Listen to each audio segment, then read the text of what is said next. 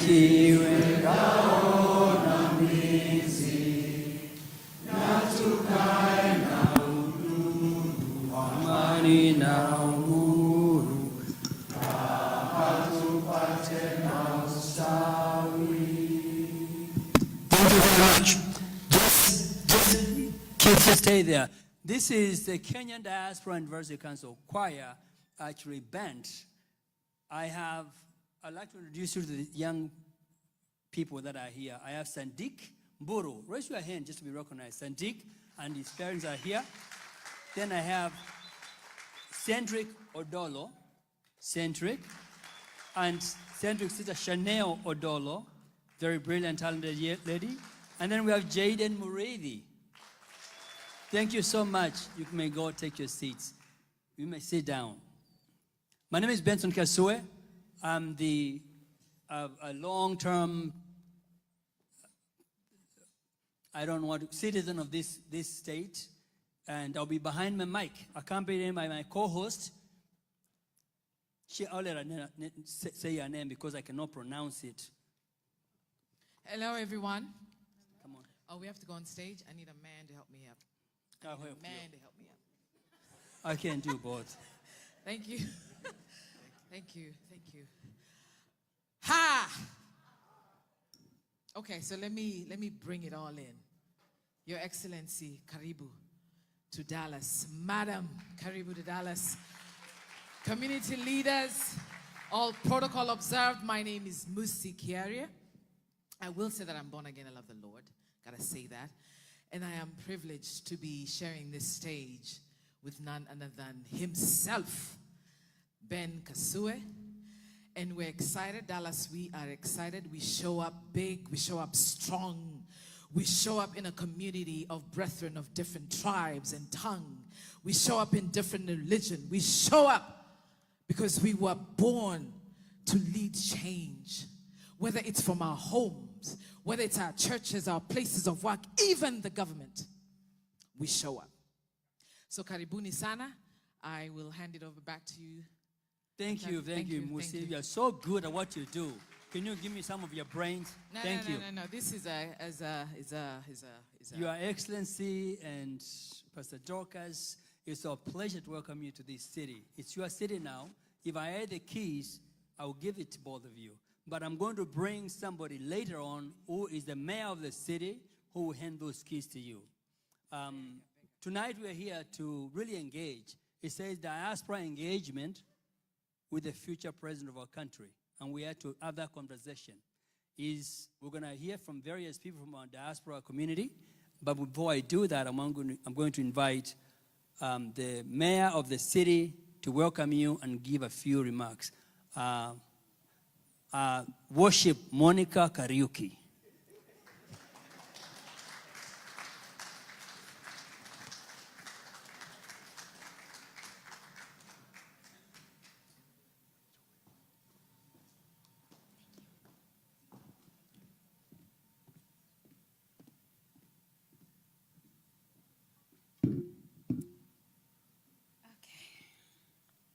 I'm a little nervous, but I'm not going to say Harambe. I am not going to say one term, because I found out I am not a politician and I don't say it right. So when I say it, it just doesn't come out right. Anyway, Your Excellency, Rigathi Gachagua, Madam Dorcas Gachagua, religious leaders, community leaders, my fellow Kenyans, all protocols observed. Your Excellency, we are deeply honored to welcome you to Dallas, Texas. On behalf of Kenyan community in Dallas, Fort Worth area, I extend my heartfelt gratitude for your visit. Your presence here means a great deal to us, and we thank you for your boldness, for being outspoken on the issues that matter. We appreciate the truth you've raised, and we thank you for not shying away from uncomfortable conversations. Let me tell you about Diaspora, specifically Dallas. These are men and women of great resilience, hardworking, accomplished individuals who came to foreign land and built successful lives. We have established families, businesses, careers, and places of worship, like here. And yet, our hurts are in Kenya, still at home. We carry it in our names, our food, our faith, and our dreams. Many of us still have families back home. Some of us hope to return permanently, part-time, because East-West, home is best. Your Excellency, I stand here not as someone from Mulima, but I stand here as a representative to our diverse community in diaspora who believe that leadership cuts across. We believe that your leadership offers a chance to make meaningful changes, and we humbly ask you for your consideration on a few issues that matter deeply to us. First of all, we urge your government to establish a consulate, that is when you make it, to establish a consulate here in Dallas. DFW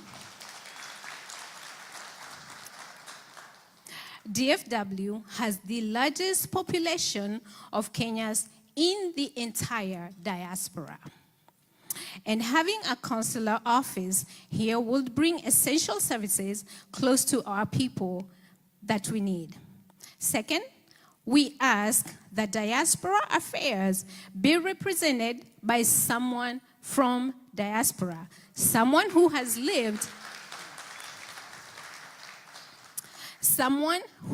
lived our reality, understands our challenges, and can truly speak for us.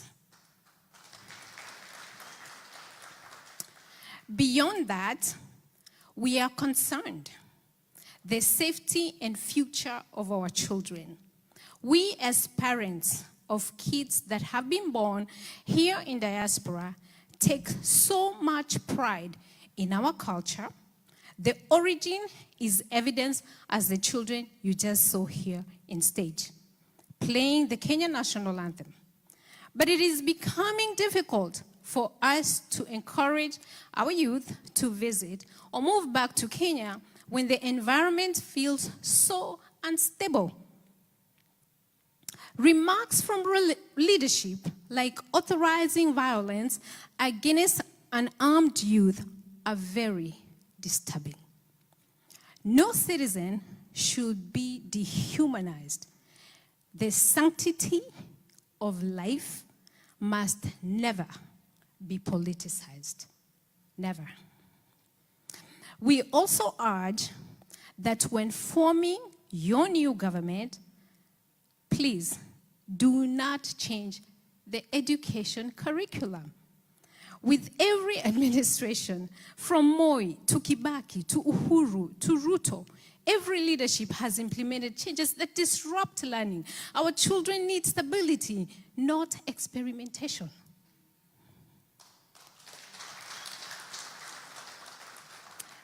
And now, to my fellow Kenyans, my people, let me speak openly and plainly. We cannot keep saying we didn't know that he came with a Bible, we believed him. The excuses can no longer hold water. I'm not here to say I told you so, but the red flags were there, and we chose to ignore them. We were so determined to reject the idea of dynasty that we overlooked serious warnings. That choice is costing us now. We elected a man whose record we should never have ignored. One mistake is forgivable, but if we repeat it, we will have no one but to blame ourselves. Our children, the Gen Zs, have already paid with their blood. Oh, how painful it is for a parent to lose a child to a police bullet. How much more must we lose so we can learn? My fellow Kenyans, let us not sell our future for kitu kidogo. We should never be divided by tribe, status, or faith. Let us vote based on vision, policy, and integrity. Not who gives us handouts or who sang the loudest. You may be fed today, but what happens tomorrow? What happens to our children, to our generation yet unborn? We lose this generation, I am afraid we lose Kenya. Your Excellency, we thank you again for coming. We welcome you to Dallas, where we do not fear to speak the truth and where we hold our leaders accountable. We will hold you accountable.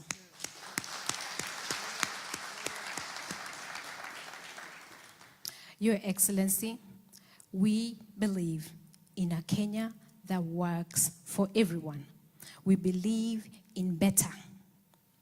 In you, we see a renewed promise for the Kenya we all believe in.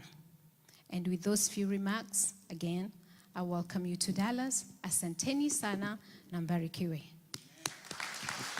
Yeah, that's how they roll. Thank you very much. Thank you, Mayor, we appreciate you. So, Your Excellency, I think you're getting a taste of Dallas. That's how things are run here. And you're gonna hear, what you see here is just on the mountain. You see Kenya. You see it from the west, from the east, from the central, from everywhere. And so with that, I'm gonna bring one of the community leaders, Stanley Captain, Murembe Nation, representing Murembe Nation. Where is Stanley? He ran away when he saw you. Where is he? There he is. I knew he would disappear. He would not run away. He represents Murembe Nation to give you a few remarks. Stanley? Thank you, Benson. Murembe boss.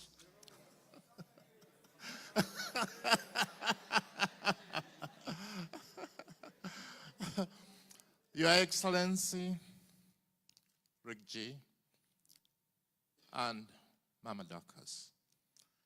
Karibu, Dallas. I'm indeed grateful to be here to bring you greetings from our diaspora, the Tawe movement, representatives movement from the Murembe Nation. I can only say, Kusangalile.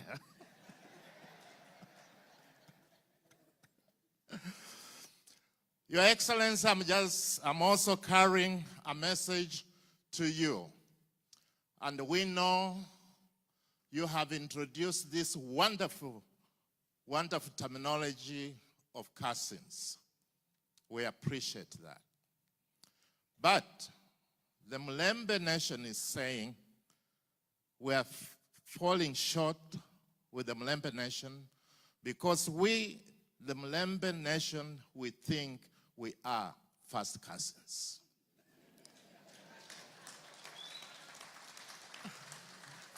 We are cousins with the Murima kinsmen, and the Luya say, Mundu kumundu. I just want to go briefly and mention a word from the great Chinua Achebe, who wrote, "A man who calls his kinsmen to feast does not do so to save them from starving. They all have food in their own houses. When they gather together in the moonlit village ground, it's not because of the moon. Every man can see it in his own compound. We come together because it's good for kinsmen to do so." That's why we welcomed you to Dallas. Ladies and gentlemen, I was privileged one time to visit Lusaka, Zambia in the early 1990s. And the youth, just like our Kenyan Gen Zs, were in the streets protesting, and their slogans, or their slogan rather, was simply, "The time has come, time for change, and the time is now." It's happening in Kenya. My interest this evening, I was told to be very brief, is to actually interrogate the 5 W's and the single H. What is it that we want? Why now? When? Today, not tomorrow. Who is the soldier to lead us through? Where? It starts right here, today. With those few remarks, then it comes, how do we do it? And that's what the H is. How do we do it? We have work to do. Your Excellency, we are here to support you, to work with you, and to make sure that the work is done. Thank you so much. Come on, put your hands together for Stanley Captain. I need, Mr. Stanley, you're going to do a double duty here as you help me up. Thank you, thank you, thank you, thank you, thank you. And as we were getting ready for this event, I had the privilege of meeting some sisters who drove from Tennessee. And it was not hot for them. I was surprised because I was boiling in the 100 and something heat. And my sister from Germany, Alice, who traveled all the way, had a loss and death in family. David, who passed, your nephew. And so there's a lot to be discussed on this platform and today. And let me call our next guest who represents Abagusi. Abusinkai Mole. Come on, where my kissy folks are. Louder, I beg. Yeah? Abagusinkai Mole. All right. You have somebody that will represent the Kisii community here in DFW, none other than George Mokwasi. Come on, put your hands together. Your brother. No. Wow. Good evening, Your Excellency, Kenyans in the diaspora, and all protocols observed, good evening. I'm here just to, I'm not the representative of the Kisis. I even don't know how to speak Kisii properly, but I am a cousin. I am one person that I just want to take you back to where we don't want to go back in 2027. I was born and brought up in Kericho. A very small town, beautiful town, where we all loved each other. But in 2007, things changed. Some of us lost properties. We lost lives. We have people who we never knew their tribes. We never knew who they were. We never knew where they came from. They were our brothers and sisters. But in that fateful night, in December 28th, 2007, hell broke loose. It broke loose not because we hate each other. It broke loose because the will of the people was not accepted. But it started with the hate that a lot of people wanted to pin us on our tribe. You are a Kikuyu. You are a Kisi. You are who in this? I am not a Kikuyu. I'm not a Kisi. I am a Kenyan. I was born Kenyan. We lost. My dad died after the elections. He died in 2008. Up to today, if you ever ask me about tribe, it takes me back to where I never wanted to be. Your Excellency, we appreciate the work you're doing. We have to go stand still and make sure the mission break that hate. We want to break that divide. Please, let us all unite under one umbrella. I'm not going to let anybody tell me being proud of who I am is a problem. But I will not make it a subject of division. Today, I stand before you, Your Excellency, just to tell you this. Kenyans, we are tired. If we don't watch out, 2027 will be worse than 2008. If we let that snake that Pastor prayed about come and bite us again. Our friends here in Dallas, I know many, you will never know where we come from. We are all together. When one of us has a problem, we all stand together. It's never going to be a Kisi, it's not going to be a Kikuyu, it's not going to be a Luya or a Kamba. I'm not going to be identified, or I'm not going to be divided by my second name. That is just an identity, and I cannot change that. So let us all stand together and say, Arambe! Arambe! And that one term does not tell us we divide. Let us stand together and fight that one common enemy, and that is nepotism, tribalism, and what else? Corruption. Things, man. Hey, you cannot even afford to buy that motura. If we let him continue, you won't even buy that motura. So please, Kenyans, let's do the best we can to take that common enemy that we have and bring Kenyans where? Together. Wakenya, tuseme hivi, twajivunia Kenya, taifa letu tukufu, Kenya tunayoipenda. Kenya yetu tunayoipenda.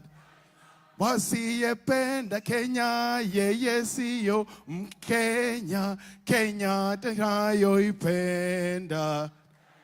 Wakenya, Kenya kipenzi chetu, hatutaiacha milele daima.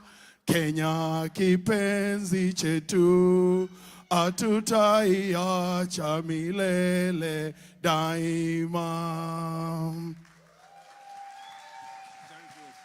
Asante sana Bwana Mukwasi. Thank you so much. I think we're working this okay, Your Excellency. I hope you give us a little more time to enjoy ourselves. This is a real celebration for us. We don't get to see you every day. You are out there really slaving for us, and we appreciate you doing that. We are being stoned, shot at, but you're still alive. We're with you. There's a guy, I was in Kenya just recently. I got back last week, and I traversed Narok County and Kajiado County. And the only question I asked the people that I met who didn't know me, I said, okay, what is the politics in this area? And the only answer I got was one, from different people. What is your politics? Exactly. So I'm going to bring you a guy from the mass society, the tallest man we have in Dallas. So Letinga, please come forward. This is all we have.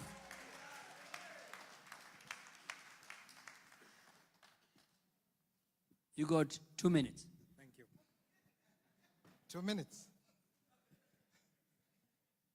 Hey. Your Excellency, Rigathi, Your Excellency, Pastor Dorcas wa Kiamaitu. Mumeshangaa?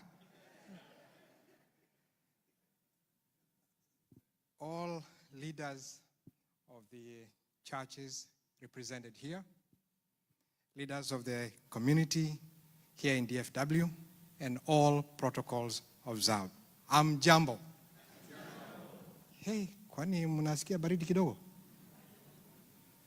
Tuko na Rigiji hapa. Kwa majina naitwa Daniel Oletinga. So Benson, jina yangu sio Tinga. Oletinga. Umesikia? Kabla sija sema mambo yangu matatu. Mambo ni matatu. Ningependa kwanza kusema kitu cha maana. Very important thing kwa hii roho. Kikwetu huwezi kuwa mwanaume kama hujapewa moto. Nani anajua maana ya moto ni nini? So mimi nilizunguka, unajua huko kwetu ni jangwa kidogo. So kwa wale wasikii Kiswahili, leo tumesahau Kiingereza kidogo. Huko kwetu ni green wakati kuna mvua. Wakati wa kiangazi iko shida. Sasa mimi nikasema kwangu lazima niwe na moto imetoka mahali green. So kwa niaba ya Wamasai walioko hapa, ningependa kuwaonyesha yule mnasema kwa jina ingine verified. So verified wangu ametulia pale. Hebu simama. Tuseme tu. Alafu kitu cha maana, nilienda mlima, nikateremka kwa kona ingine. Sasa nikakuta mahali inaitwa Nyeri. Mshaisikia mahali hapa inaitwa Nyeri? Sasa nikapita kona ingine kidogo inaitwa Kirete, ukielekea Nyeri town. Nikaenda Tetu. Sasa hapa tu karibu na kwako nikapata mtu mweupe. Na nikafurahi sana. So nyinyi mnasema cousin.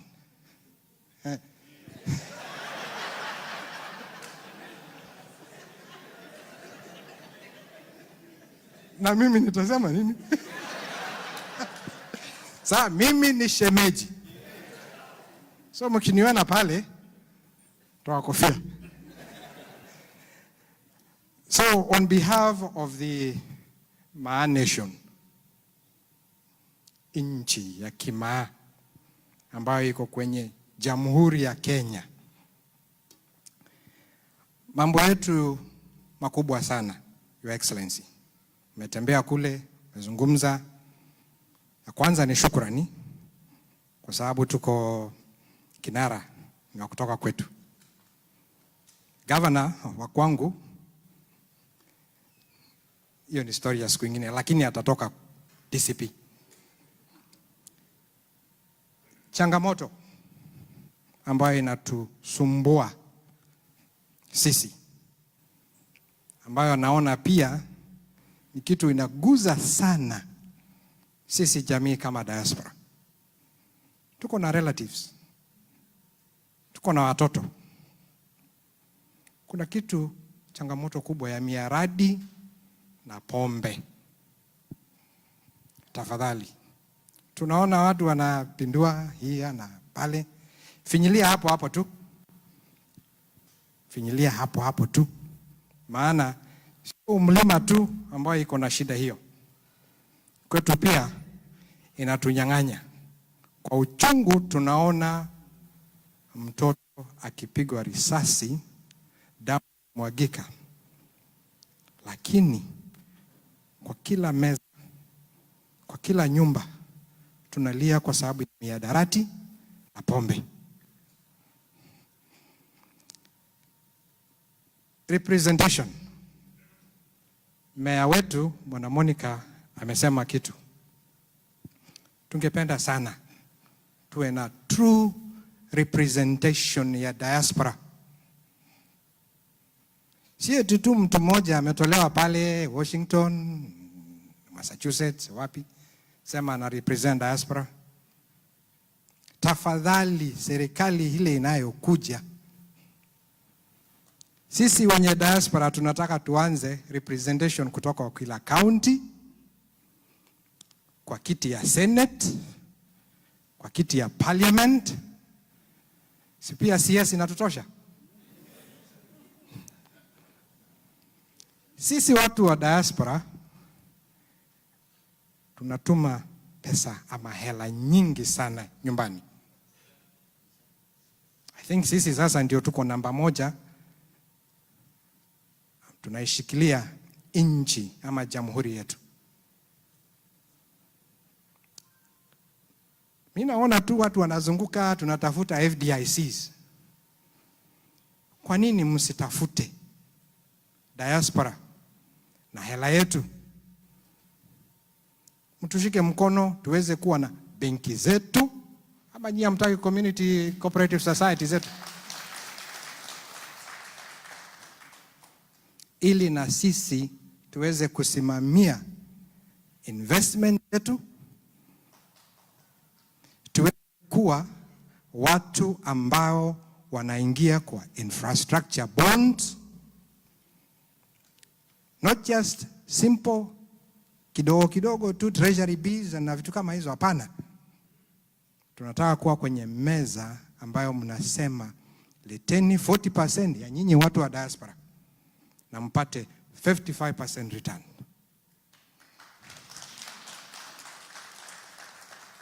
Langu la mwisho,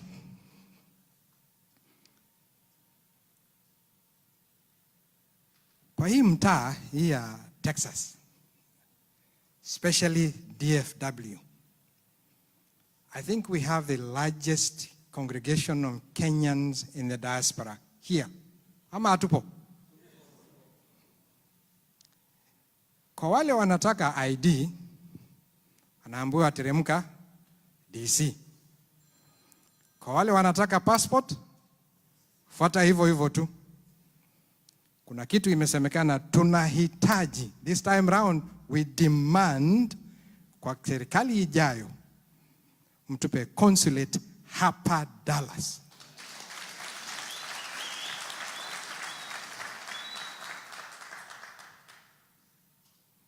I think niko na a few seconds. So, 1 second. Tunakuomba. Hapa tunasema sikiza wa Kenya. Ukiwa huku, sikiza nini? Diaspora. Sikiza nini? Kwa hayo machache nakuambia karibu na Mungu akubariki. Asante sana. Come on, put your hands together for Aletinga. Thank you. And he excused himself for not speaking English, but he actually said 4 points about the killings that happened and representation in government, Senate here in diaspora, as well as consulate here. So thank you. I know you wrote those down.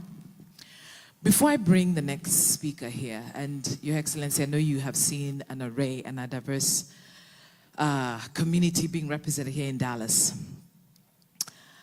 The next speaker, him and I belong to a group of parents. The common denominator is that we have autistic kiddos. The common denominator is that they're all Kenyans, regardless of tribe and tongue. And when it comes to disabilities in this country, they have to go through iniquities and disparities, whether it's education, employment opportunities. I know we have representation of parents here that have autistic kiddos. Can I, by show of hands, anywhere? I see that. I see y'all. I see the nods. American history. In 1870, the black suffrage was ratified, meaning the rights for black to vote in this country. In 1920, it was the women's suffrage the right for women to vote. In 1990, it was the Americans with Disabilities Act. That is 120 years after the black suffrage and 70 years after women's suffrage. And that means even today, this disability community is clawing back years of iniquities, of disparities. We see it. And if you have a kid like mine who's 19 years old, who's autistic, trying to fight the system, what we can do so far, not only are we coming together to share accomplishments and milestones and maybe a prayer and a cry and frustrations, but what we have said was we're not going to wait for years to help the Kenyans in Kenya. So while we all are asking, hey, what are you going to do for the diaspora? Or what can diaspora do for you? We're ready. The parents of this community, Amaje Tobias Yungu, I'm calling you forth, come here. A father to a kid who's autistic. These are parents that each day our P&L, our profit and loss, our budget is different for many of you all. Because we have to pay for extra services, for therapy, opportunities, access for our kiddos. And because we have walked that path, we are ready to help the Kenyan government when it comes to, we're ready to work with you. Whether it's changing policy for people with disabilities and kids and schools, the education system, when it comes to, and Mom, I know you are so on that point, when it comes to removing barriers, when it comes to ensuring that opportunities are made readily available for this community, because 15% of the global population has a disability. That is you and I one day. And so without much further ado, my fellow parent from the Blue Tribe, Tobias Yungu. I beg, just, can you,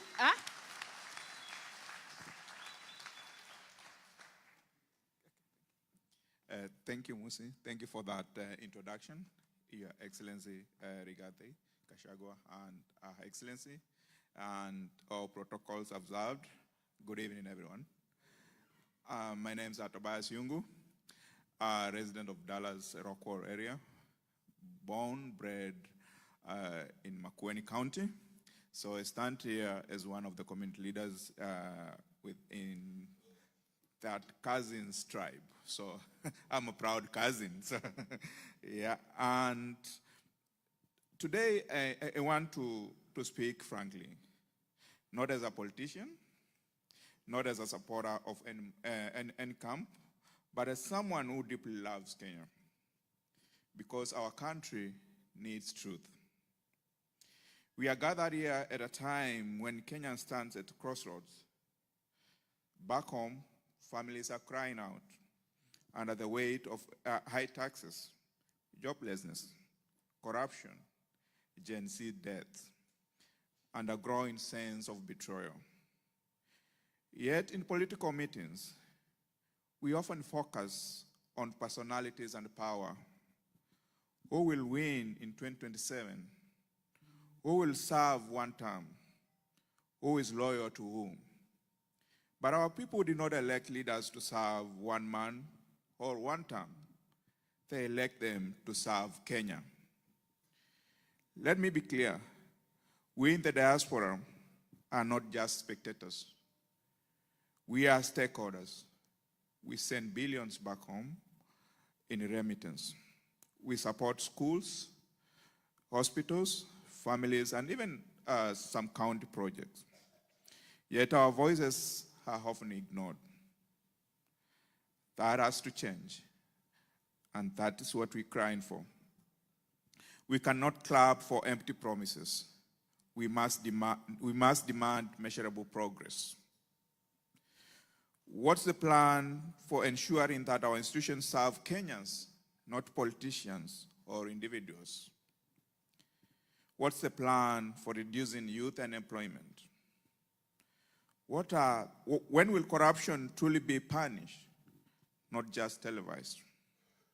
What is the plan for the united opposition to unite Kenyans, not just unite themselves? We must focus on systems, not saviors. We need long-term strategies, not short-term slogans. We need inclusive economic reforms, not divisive ethnic calculations. Let me say this to our leaders.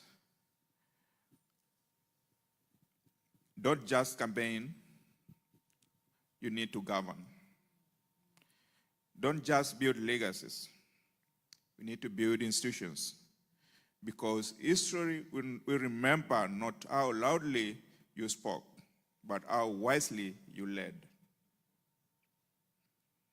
And to my fellow Kenyans in the diaspora, let's be the mirror Kenya needs. Let's organize, invest smartly, speak boldly, but also build. Let's stop being used for just political opportunities. But let us be seen as partners in progress. As we host His Excellency Rigathi Gachagua, let us not flatter, but challenge. Let us not just ask for recognition, but accountability. Let us remind our leaders that loyalty to Kenya must be greater than loyalty to any one man. Because Kenya is bigger than one term, bigger than any administration, and certainly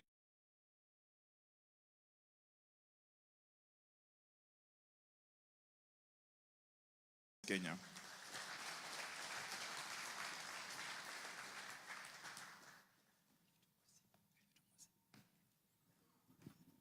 Huyo jamaa ameongea vizuri. Ni rafiki yangu. He comes from my village actually. I didn't know that, but he knows exactly where I was raised, how I was born, and I think it was my birthday. Thank you so much. I just want to make a couple of things before I invite the next speaker. What we are doing here is listening, and His Excellency is listening carefully. The price of freedom is not free. Is freedom mean free? You got to pay that price. And if we want a better Kenya, we have to support His Excellency. Diaspora, most of you don't vote. We don't have a voting booth here in Dallas. What can we do to support this movement? We got $20 a day or a month. All these people, that's enough to fuel his vehicle.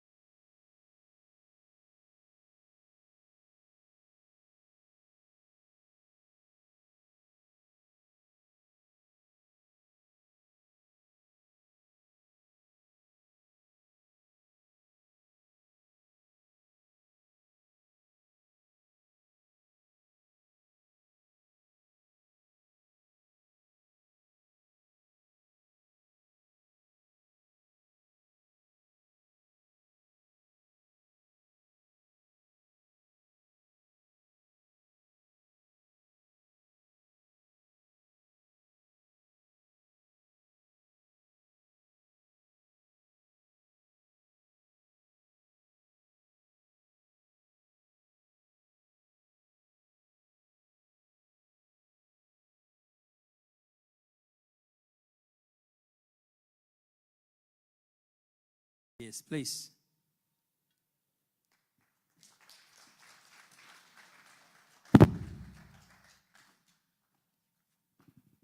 Thank you, son.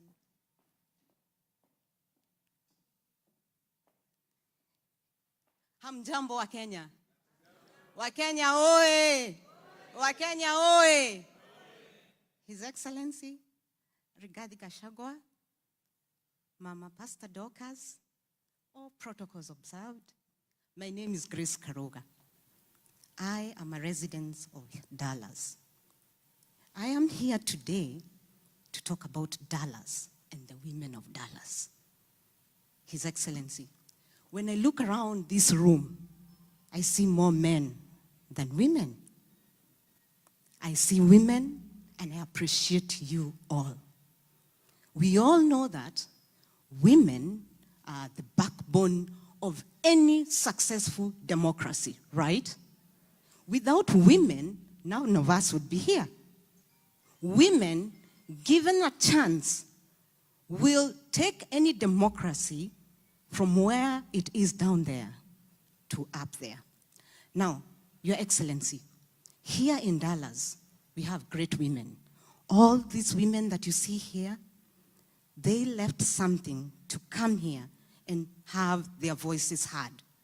They want to have a seat at the table when the decision making is taking place. These women in Dallas are doctors, they are nurses, they are IT professionals, they are engineers, they are great mothers, they are passionate women. These women want to take part in a democracy that is just, a democracy that is inclusive, a democracy that brings peace, a democracy that is there for every one of us to be a mother, a father, a grandmother, and a grandfather. So we want to see our children grow and have children so that that rightful democracy can proceed on for generations to come. Now, His Excellency, as I stand here, I urge you and the next government that you'll be part of, please give the women of Dallas, give these great women a seat at your table, and you will never be disappointed. Thank you so much. Karibuni sana. Enjoy Dallas. Enjoy the heat. Tunawapenda sana. Thank you.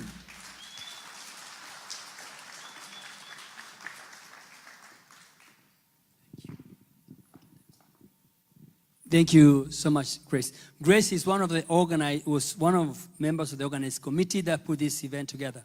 The mayor was here, but she forgot to announce something very important. Every year we put 2 events in.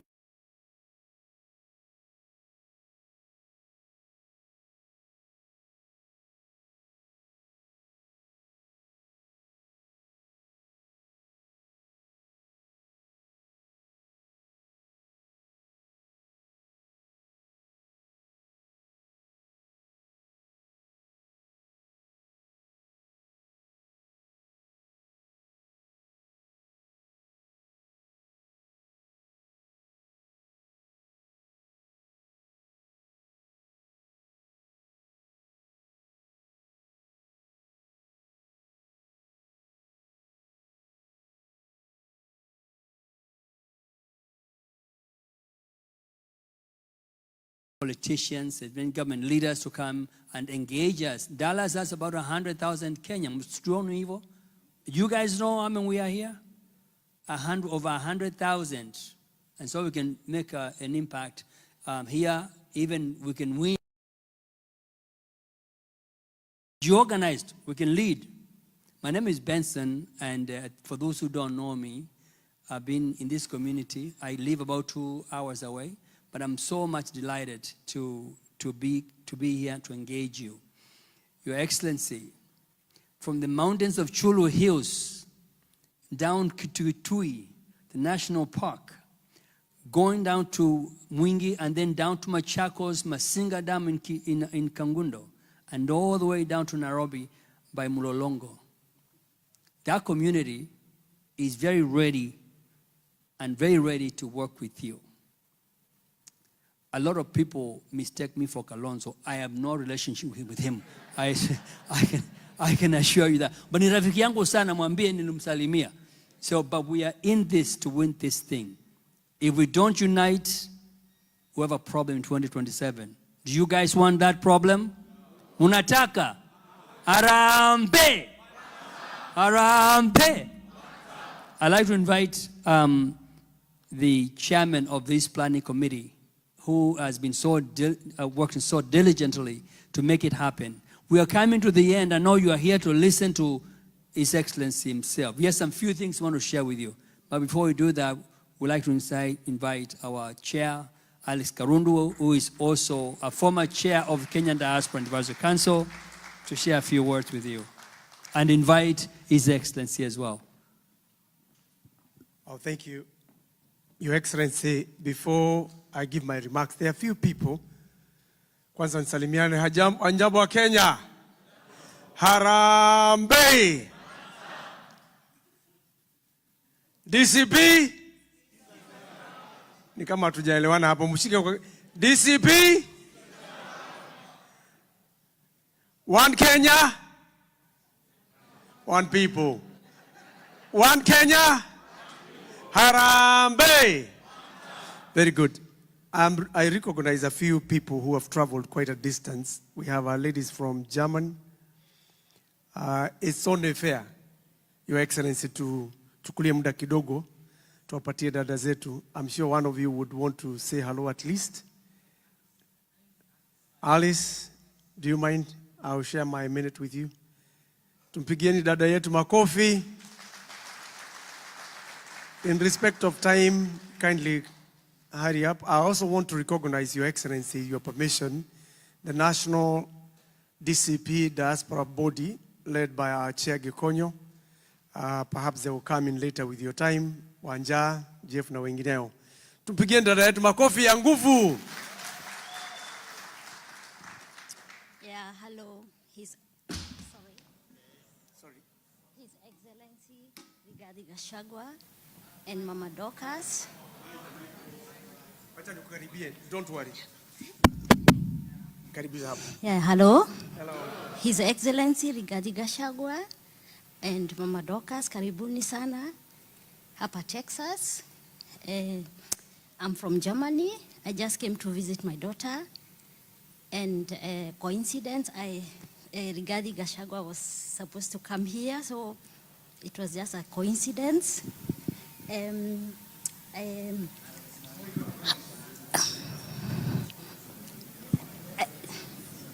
You all can tell my sister is not a public speaker, isn't it? No. I'll hold the mic for I'm you. not. I'm here because one of my nephew was shot. I think everybody knows about it. David Chege, who was lying, his brains were scattered and outside the parliament building. I want to read something about David.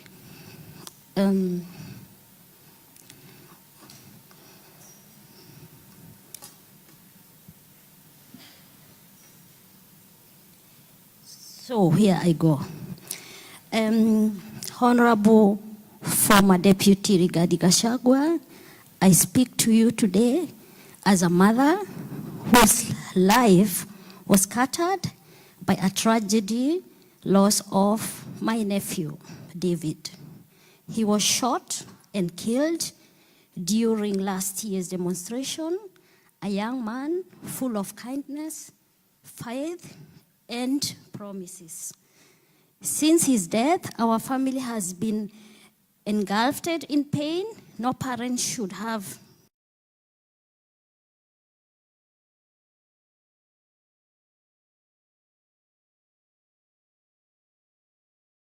lifeless body shared over and over in the media.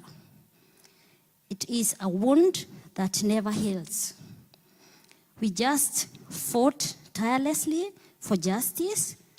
We have pushed forward with every legal avenue available, yet no progress has been made. Those responsible for David's death remain free. Honorable Gachagua, I ask, why has justice not been served? How can a country that claims took innocent lives to walk without consequence? David's life matter, and his death must not be ignored.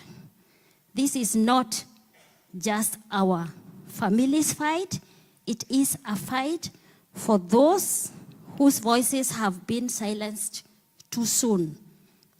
I will continue to pray, to speak, and to fight until justice is served and David's memories shines in the other lives too. Thank you.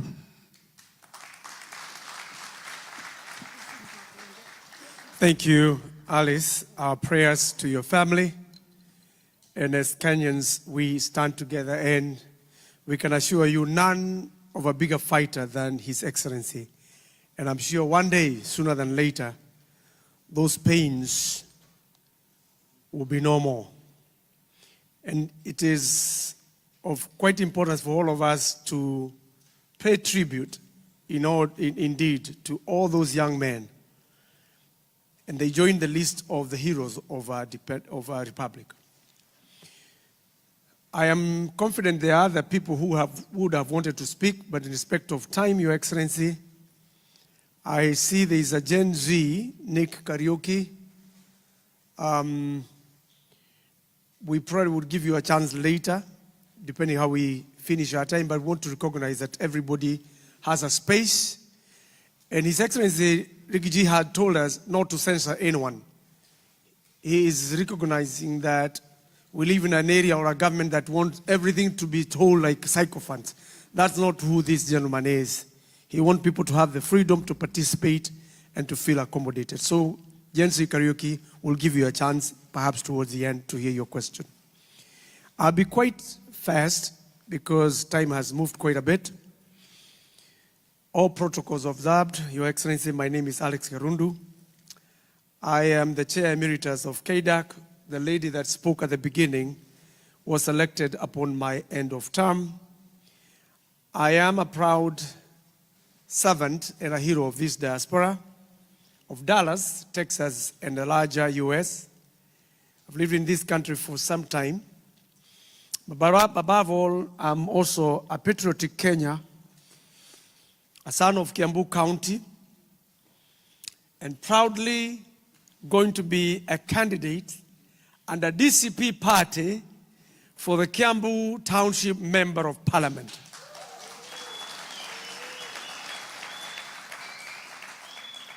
I feel I've served in this city quite a bit.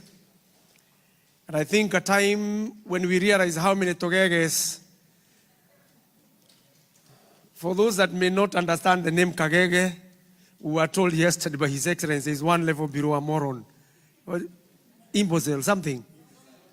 Something. He said it very well. So we have a lot of them back home, with all due respect. But we do want to ensure that when His Excellency comes to the government, he's surrounded by people of intelligent, people who can argue, who can participate in the democratic process of our country, and above all, will govern from a center place of knowledge. I also do recognize, currently we have a member of parliament with us. I will give the duty of inviting His Excellency to you, Mheshimiwa. Maybe I should repeat this. When I say DCP, tuseme sikiza ground. DCP! Nikisema harambe tuseme nini? Harambe! Nikisema Kenya moja tuseme yes we can. Kenya moja? Yes, we can. Kenya moja? Yes, we can. Excellency, People's Deputy President, history is more than path left by the past. It influences the present and can shape the future. We meet today here in Dallas as patriotic Kenyans, first to show our unwavering love for our motherland. We declare here now that Kasongo is not Kenya, and Kenya is not Kasongo. Kenya is bigger than an individual. We saw one time when he said, kama siko Kenya na hakuna Kenya, Mr. President, you are dead wrong. Kenya belongs to all of us. We are only pass-by, caretakers of our country. Many years later, most of us will be gone, 50 years, 100 years, but Kenya will remain for our children. So here as well, Mr. President, from here in Dallas, we are acutely aware Kenya is more than you. Kenya belongs to all of us, from the coast of Indian Ocean to the border of Mandela, to western north, to Lake Victoria, southern border of Namanga. We are one Kenya, indivisible, undefeated, We are Kenya one. Na tu Kenya ni yetu sisi wote. From brothers to sisters, cousins to shemejis, we are one Kenya. Excellency, Pastor Dolcas, and our dear Deputy President, People's Deputy President. We want a country that's governed by a rule of law. We want a country that will end abduction. We want an end to corruption, nepotism, and cronyism. We want a government that is comfortable with its Gen Z, a government that can listen to its citizen, a government that is not too fragile for a different opinion, a government at peace with its diversity, and a country that can take care of its unborn children, its toddlers in schools, and can take care of its aging population. Finally, Your Excellency, as I beg to borrow a bit of your time, I'm acutely aware this is not my day, but at my age, close to 60, I know this doesn't happen so often. So I'm going to steal one more minute from your speech, Your Excellency, for your time. And I will end this by asking the 2 years left for this government that is placed today, because they have been saying there is a backdoor, people trying to put them out of power unconstitutionally, which is another diversionary tactics. We are all Democrats, and His Excellency, Rigathi said it, nobody really wants to take him out of power unconstitutionally. But 2 years is too long. May we ask you, Mr. President, and your sycophants to recount your recent shoot-to-kill order. If you continue it in the next 2 years, we might not have a population to vote, and we need them. Mr. President, do not take free education from our children.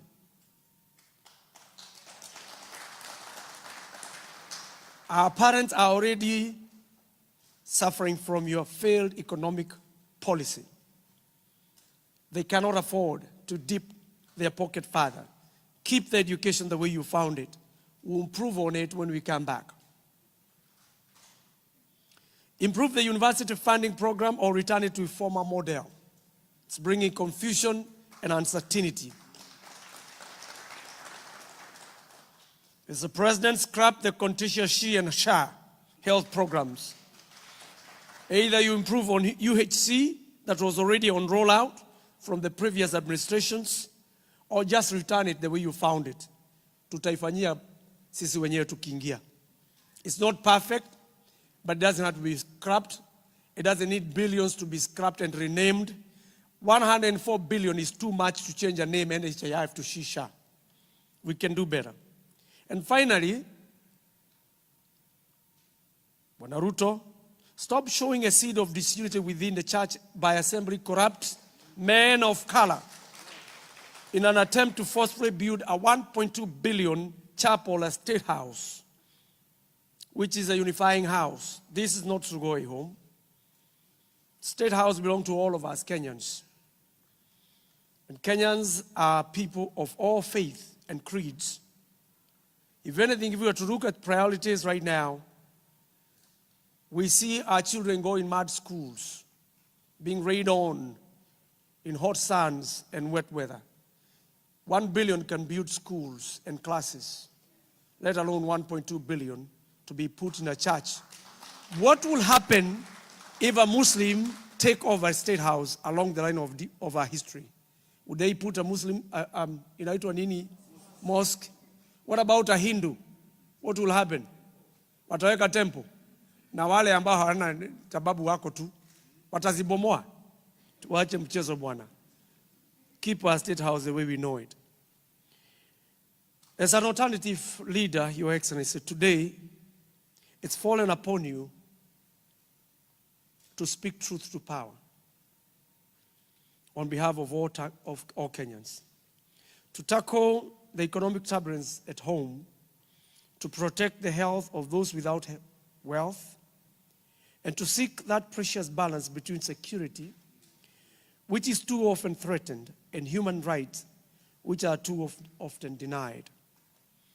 our dear Rigathi, history is not the burden of you or any man or woman alone, but you have made some special share of its challenges in the last 1 year. It's a duty that you have discharged with dignity, determination, and distinction that are widely admired. As Abraham Lincoln once observed, that near all men can withstand adversity, but if you want to test a man's character, give him power. What you have shown us when you were deputy president is resilience, adherence of call of service, your tenacity to keep this government running and under observation with minimal resources can only make us do better. Finally, my people, running a campaign is not a beauty contest. Mimi nawaomba tu kama Wakenya, while our Gen Zs are giving their ultimate prize in Kenya, shall we please reawake the spirit of supporting to the cause of our justice and rule of law in Kenya by donating to various programs that will end up the despotic government of Kasongo. We'll be rolling out a few programs. We want you, from your comfort of your seat, please donate. We have seen what donation to political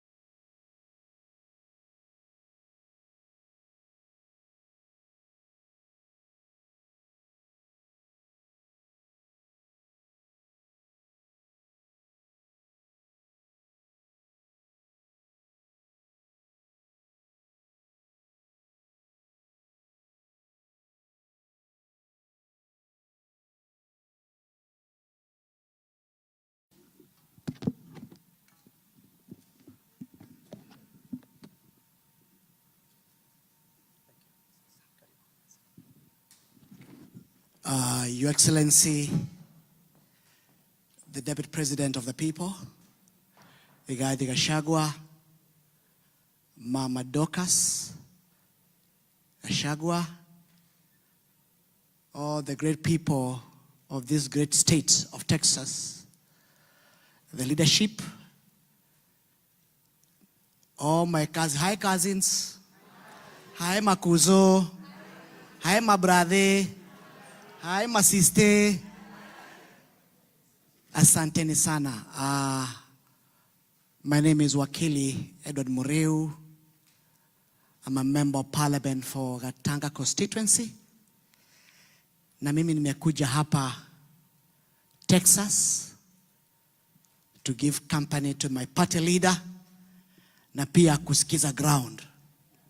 Kule nyumbani wameamua kwa kauli moja ni one term. Hapa Texas mnasema namna gani? Hapa Texas mnasema namna gani? Wangapi wanasema ni one term, one term, one term, one term, one term, one term, one term? Nimekubali. Yangu ni moja peke yake. I am still, and I don't know whether I've been removed, one of the founding members of UDA party. I still sit in the National Executive Council, hata kama nimetolewa WhatsApp group. And one of the key drivers for this party, we wanted to change this country. We built a prosperous country. We create employment for young people. We put hustlers, we put money in hustlers' pockets. And most of all, protect democracy. But when our good friend, took the Bible, akaweka chini. Hiyo ikafanya nini? Ikasahaulika. I'm very, very proud to see you people here because you're in the diaspora. And we might assume that you're not concerned about what's happening at home. But I've seen the passion about from all the way from Seattle, Boston, down here in Texas. I've seen the passion which you have for your country. And I'm very, very proud. And I know when we join hands, we shall do something. Most importantly, you've seen the kind of demonstrations which have happened to our country. Those demonstrations has come as a result of frustrations, lies, corruption, and insensitive government of Mr. Kasongo. But the most unfortunate thing is this: even when people go to the streets to demonstrate about corruption, lack of employment, stifling of democracy, health services not working, universal services not working, instead of the government listen to the people, now he has ordered anybody who is going to demonstrate must be shot in the head. The position. So I urge you, very proud that you are together to make sure hii serikali inaenda siku mo? One, mko tayari? Asante sana. Yangu ni machache na sababu His Excellency hapa ako na haraka na pia master ni kidogo. Let me take this opportunity. I take this responsibility. Niwaulize kwa heshima kubwa, muamke juu, tumkaribishe the party leader, the Deputy President of the People, His Excellency Rigathi Gachagua. Karibu sana. Karibu.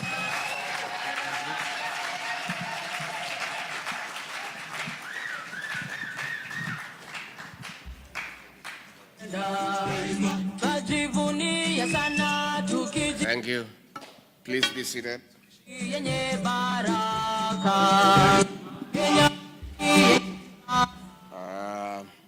Dallas way. Dallas way.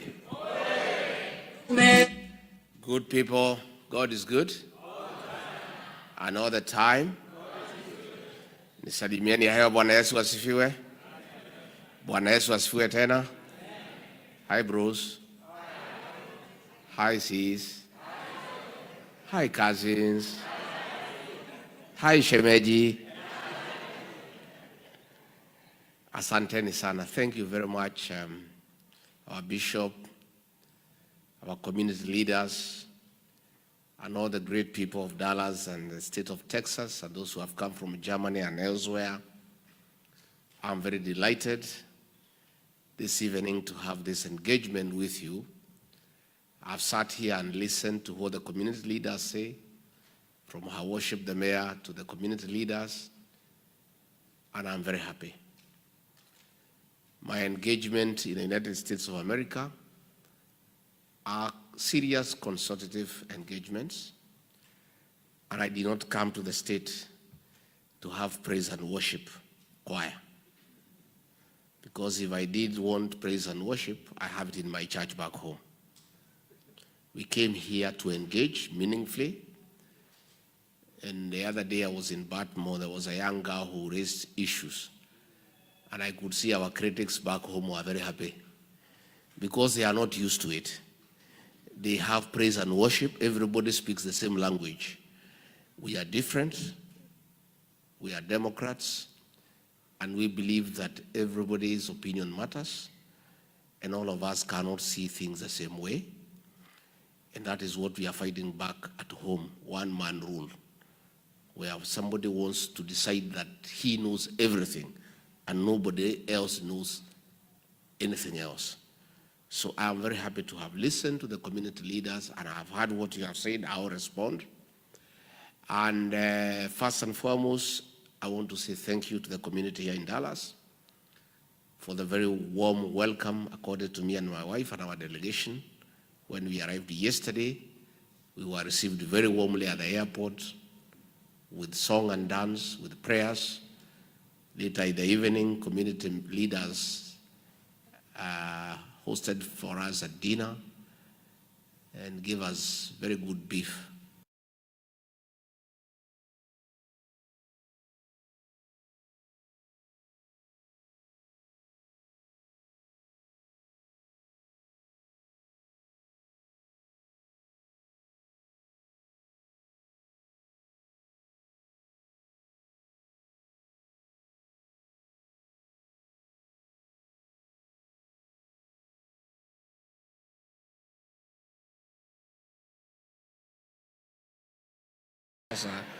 Sasa nakuja hapo nakaribishwa na wamama na nyimbo, tunakula nyama, tunakaa vizuri. We are enjoying it. So we are here and I want to say thank you. Number two, I must say I'm very happy to find our people from Kenya doing well and doing great, having settled here and succeeded in what they came to do. That is the Kenyan spirit of hard work and getting things moving wherever you are all over the world. You people came here in search of greener pastures to expand your territories, and you have succeeded. I've seen beautiful homes owned by the people of Kenya. I've seen good businesses run by the people of Kenya. You guys have come here right in the center of America and succeeded. I want to say congratulations. Pongezi. I'm also very happy to find that Kenyans are united and they love one another, and you stay together as the people of Kenya.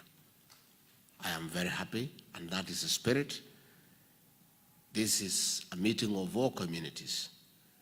You know, our detractors back home, because they are very unhappy that I'm a truthful person, they are never able to deal with my truth because I only speak facts and the truth. So all the time they try to pin me down by saying that I'm tribal, I only talk to my people. Since I came to the US, all the meetings that I've had are for Kenyan communities. And what has happened here today is a testimony. The Ma were here. Na wewe mtu ya Ma. Ujue culturally, hii wasichana yote ya mlima, they are my daughters. Na sasa, huko kwetu, dowry payment is a continuous exercise. So, anytime you meet the father of your wife, unaendelea kutoa nini?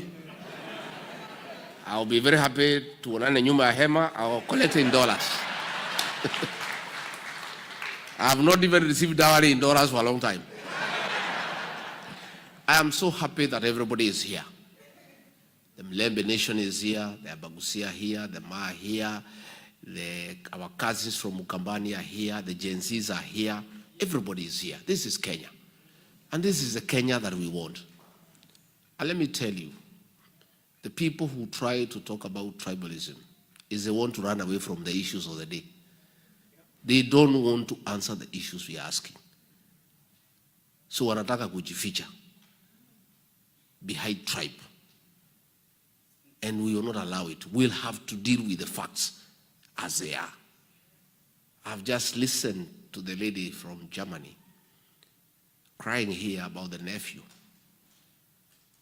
William Ruto cannot run away from that fact that he has killed our young children, and he has shamelessly, publicly given an order that people should be shot in the leg. Those are facts. He cannot hide behind tribalism and his community. Nobody from the Kalenjin community has killed our children. That community is innocent, and nobody can blame the community. It's a person known by name. And we are dealing with a person. Let us not hide behind communities and tribalism and try to run away from facts. And when people are truthful, you want to demonize them so that they stop speaking. I think if William Ruto was honest to himself, he would have known by now that Rig G is one Kenyan who cannot be intimidated into silence.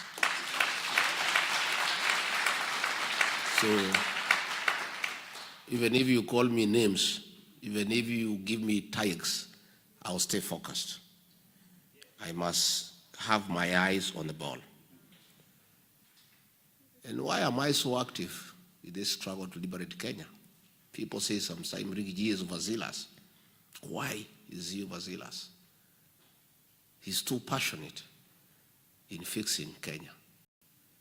It's because I know there is a speaker here who said now we must not continue saying we were deceived, we were cheated. It is true. We have said enough. But Rigathi here played a very big role in creating the mess that Kenya is. I did. I persuaded many people, over 4 million people, to elect William Ruto. I take the blame. And many times I've apologized to the people of Kenya. But in our community, they say, in my community, they say, making a mistake is not very bad. What is very bad is repeating it. So I am saying, the way I bear the greatest responsibility of creating the mess that Kenya is in, I bear even greater responsibility to fix the mess. It's only fair. It's only fair to the people of Kenya that the people who played a great role in creating this mess must play even a greater role to fix the mess. So I have a duty, I have a calling, I'm a man on a mission. We must fix Kenya for posterity, for our children. So what brings me to America? I've come to America because the Kenyans who live here must be listened to. I've come to listen to the people of Kenya. And that's what I'm doing. And I've listened quite a bit. I think this is my 4th town hall meeting among so many other meetings. I've held more than 25 meetings with selected groups of church people, business people, community leaders, and I'm listening. And from what I have heard so far, Kenyans in the US are restless. They are afraid. They are concerned. They are worried about what is happening back home. They are unable to sleep, not knowing whether their relatives have been killed or not. They care that their parents cannot go to hospital and get treated. They are in anguish that the younger brothers and nephews and nieces cannot go to university because the education system has been messed up. The Kenyan people living here are part and parcel of the Kenyan nation. And when Kenya ails, they feel it. And more than anybody else, the people living here are feeling the effects of economic mismanagement in Kenya. Because you people work very hard.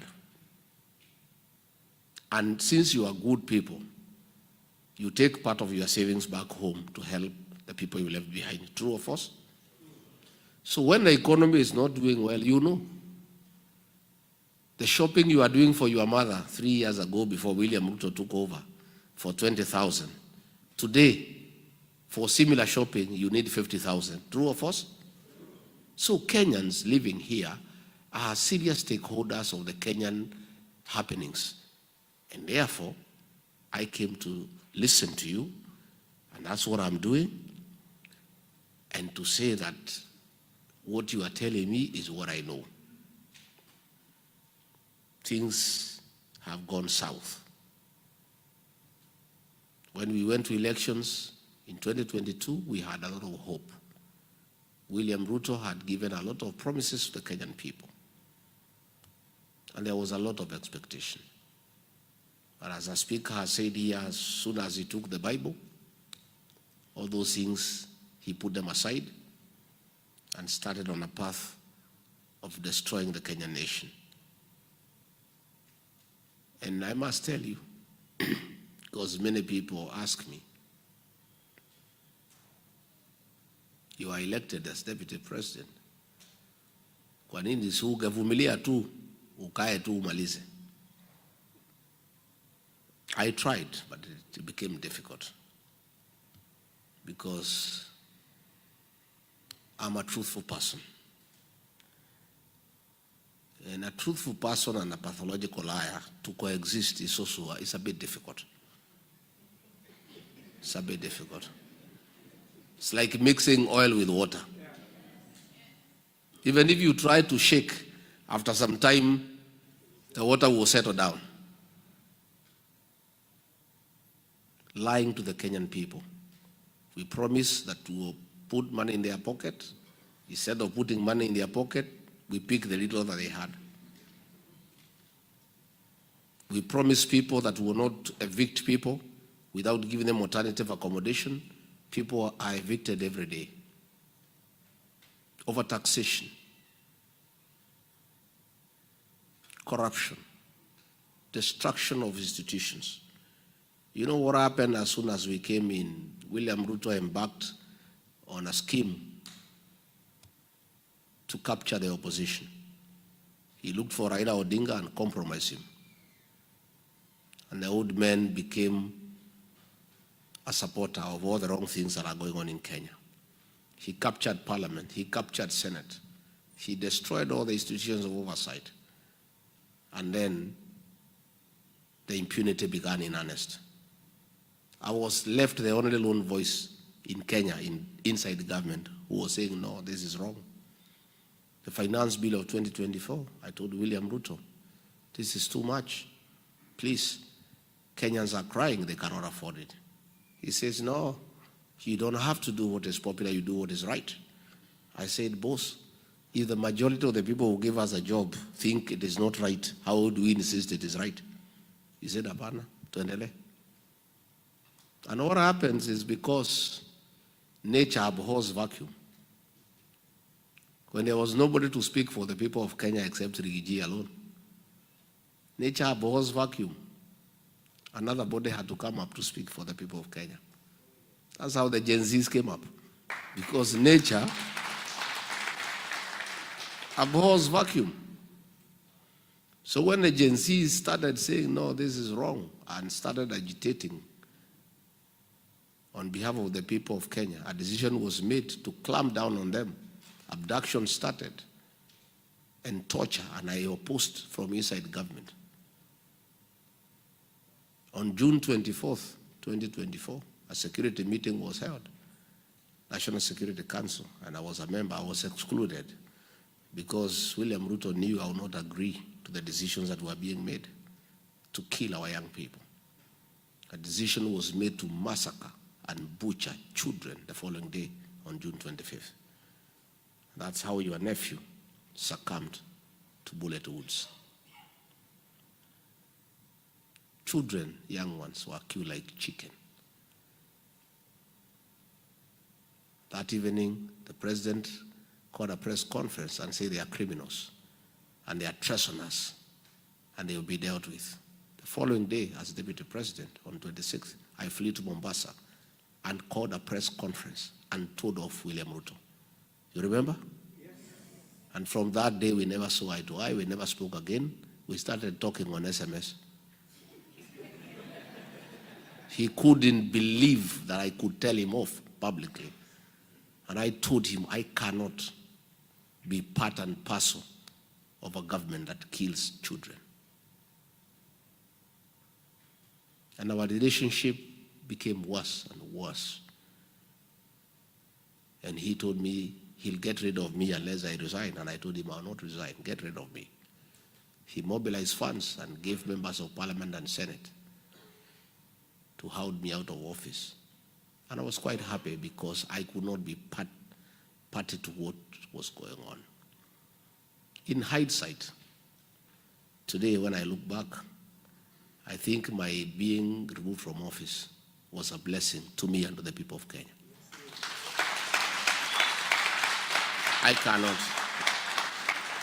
I don't want to imagine that today I will be deputy president and be part of what is going on, because I will not accept. So we will not have agreed. Tungekosana kwa sababu singekubali.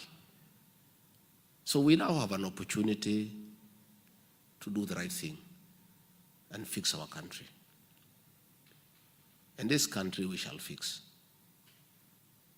Because the Kenyan people are resilient, they are determined, and will fix this country together. As we speak, Kenya is at crossroads because of the killings. The CS for Interior, Kipchumba Murkomen, gave an order of shoot to kill against the teachings, the Bible, and against the Kenyan Constitution. And that has been happening. Since he gave that order, so many young people have been killed. The president himself,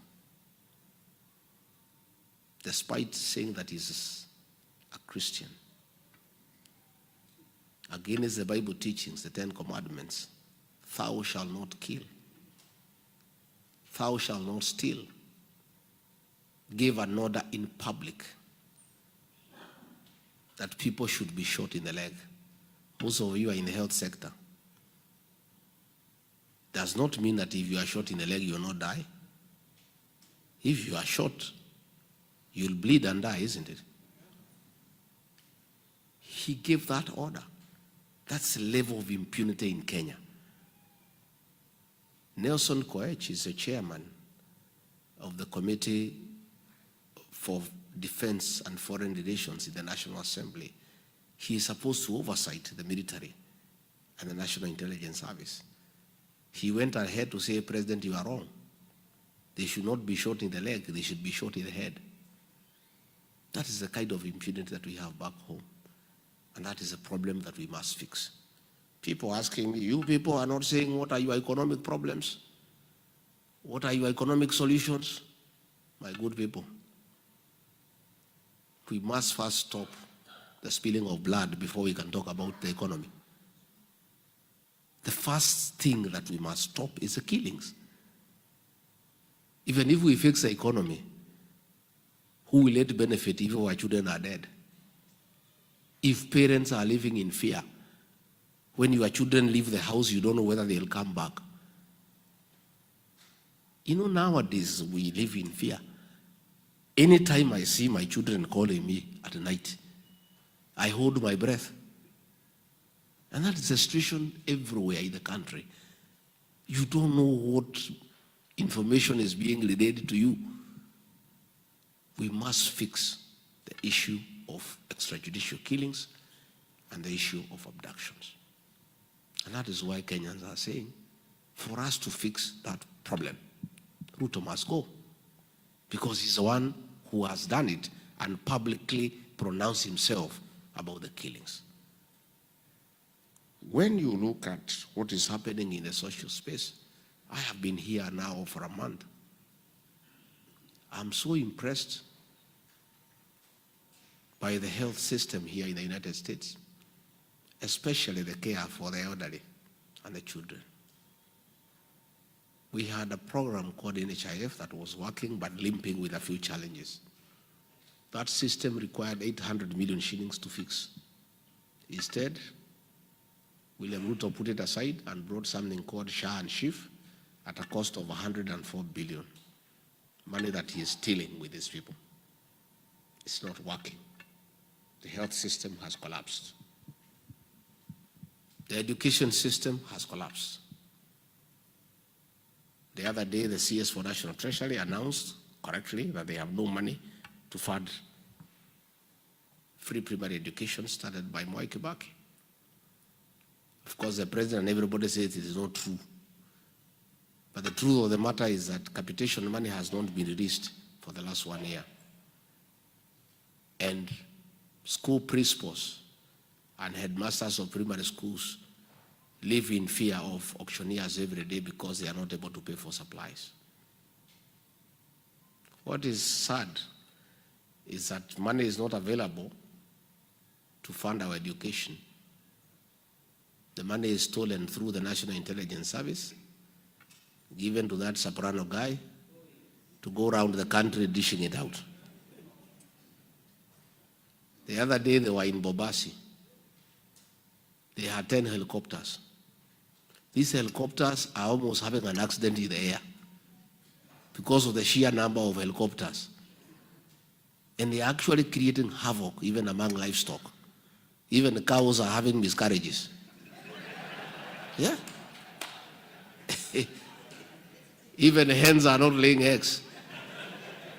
Because their helicopters are all over the village wreaking havoc and creating fear among animals. So, at an average of 1 million shillings per helicopter, that is 10 million. The cost of the event itself is 10 million. Then they come and give some other 3-4 million. Then they go away. You saw some woman there in Kisii. She said she had a group of 31 women. She was given 2,000. Each woman 64 shillings. And then Soprano is saying that it is economic empowerment. Surely, sometimes, and the guy is a professor. Sometimes you look at people, matharau kwa Kenya. You give people 64 shillings unasema at an economic empowerment. Yet if that lady had gone to pick tea for a day, kibarua, angeenda na 100 yake 4 ama 500, si ndio? And then the women are lined up from 6 a.m. kuibia hawa watu viongozi, singing for them, praising them, clapping. The whole day wanashinda huko jioni, 64 shillings. This is money that was meant for education. That is how low we have sunk as a country. Some people have gone to court, say, can Soprano explain the source of this wealth? His salary is known. It's 1 million shillings. He has been deputy president for 10 months. 10 million. So far, he has given 220 million in the last 2 months. Where does this money come from? These are proceeds of corruption. And this is money meant for education. And that's why Kenyans are saying one time. And you cannot blame the people of Kenya. Because all you kuchekelea wa Kenya. You are laughing at the people of Kenya. Their children are at home, they cannot go to school. They are having harambes to settle their hospital bills because there is no drugs in hospital. Then unachukua helicopter 10 nasunguka na pesa from one meeting to another. It's the level of impunity that is going on in the country. Again, when you look at it, is a violation of human rights in the country. It's at the lowest. Today, our team of DCP was in Gilgil town for a meeting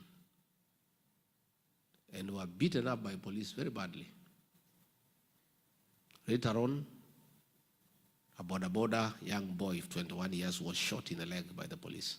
He's in hospital, struggling for his life. William Ruto has decided that nobody can tell him no, nobody can challenge him, and if you challenge him, you must die or get injured and go to hospital, as he said. So we have those challenges as a country, and together we'll fix it. Luckily for us, we are a functional democracy. Elections every 5 years, there will be an election in 2 years' time. And the people of Kenya will wake up early and go to elections and elect a new government. I don't want to say I'm perfect. I don't want to say that I'm better. I don't want to say that I will do things that others have not done.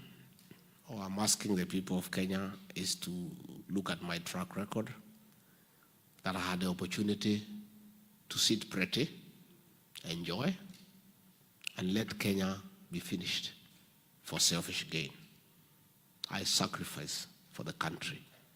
I lost a good job for the good of our country. At least for that one, I have a proven track record that I can sacrifice for the country. And I don't think If I refused stealing of public funds as deputy president, I would allow it as president. If I refuse the killing of our young people as deputy president, I don't think I would allow it as president, because I'm the same person. I refuse because I'm Rigathi Gachagua, and I'm a Christian, I'm a parent, and I think it is wrong to kill children. So if I became president, I don't know how I would change that perspective. The sanctity of human life is sacred. And therefore, I want to offer alternative leadership. Leadership based on integrity and based on continuous engagement with the Kenyan people, so that at any one time you are properly aligned and you are thinking the same way. So we have formed a party called DCP, Democracy for the Citizens Party.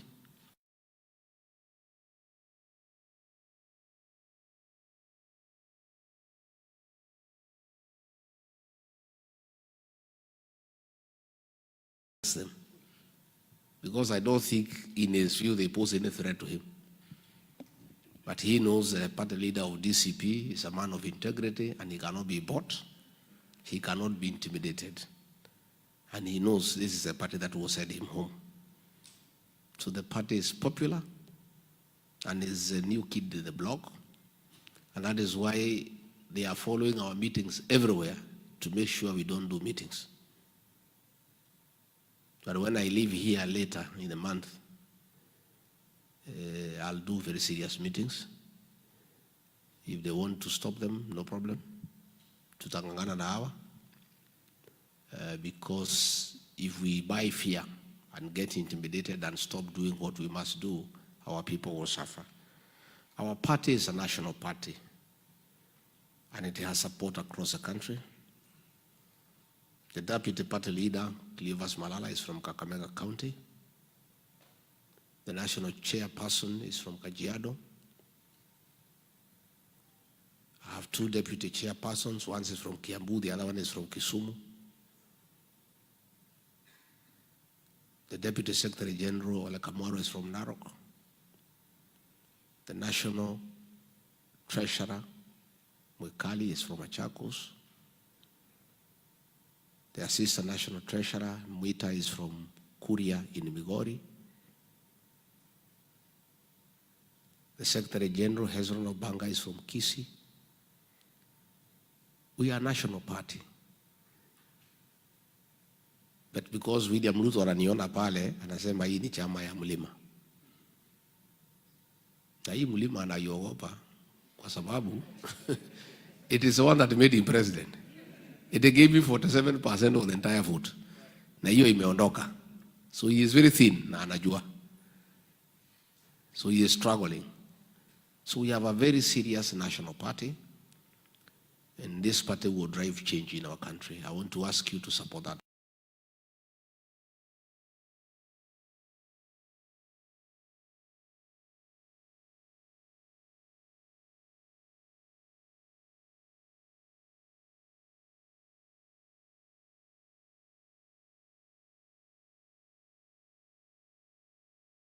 This is a party that belongs to members. And a serious party is funded by members. That's what you do here in America. I don't have access to public funds.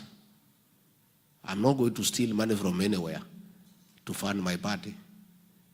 The way they are doing in UDA. They are using public funds to run politics. Our party will be funded by members. And that is why, if members fund our party, nobody can engage in corruption baadaye ati arudishe pesa yake. So far we have a lot of support in Kenya, and we are asking people here to support our party, those who become members and believe in the party. That's the way parties are run all over the world. I saw one of the advisors of William Ruto, that standard 3 dropout, trying to advise you on how to spend your money. Now, where? Mtu ya standard 3, can you advise these diaspora people on how to spend their money? You know, You know, because he advises William Ruto, who is a PhD holder, anafikiria he can advise anybody in the world. And he was talking in a very derogatory manner about what you do here, isn't it? So wewe endelea to advise William Ruto, and through your advice, the country is in a hole. Advisors ya William Ruto ni wawili, moja ya standard 6, moja ya standard 3.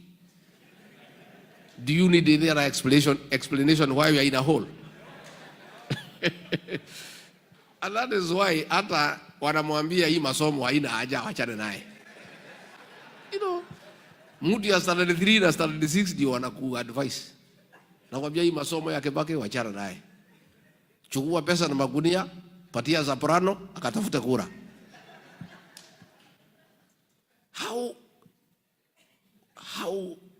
How do you explain where we are as a country?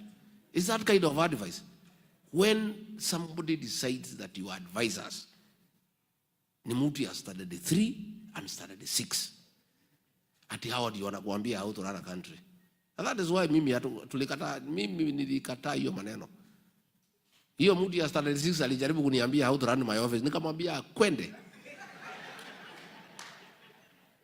Mimi Rigiji, mtu nimesoma.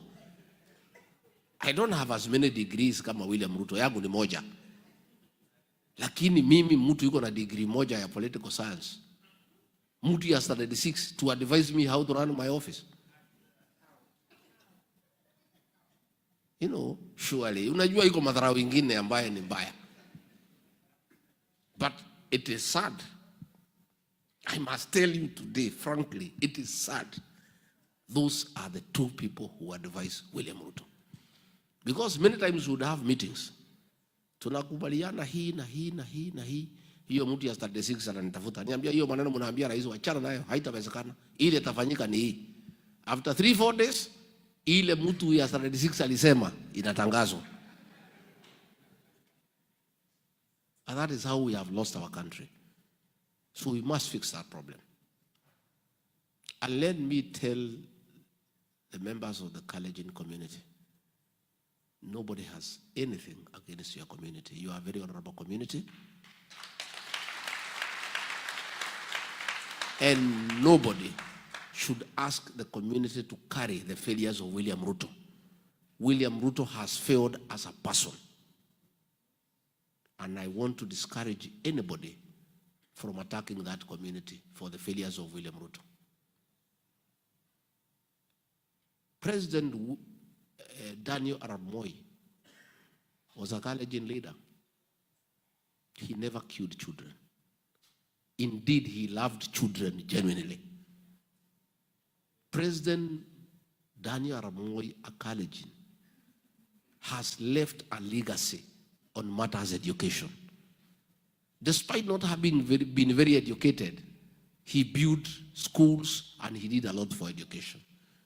So let nobody hide at William Ruto anapingwa na watu ya Kenya because he's a Kalenjin. No, that is not true. He has failed as a person.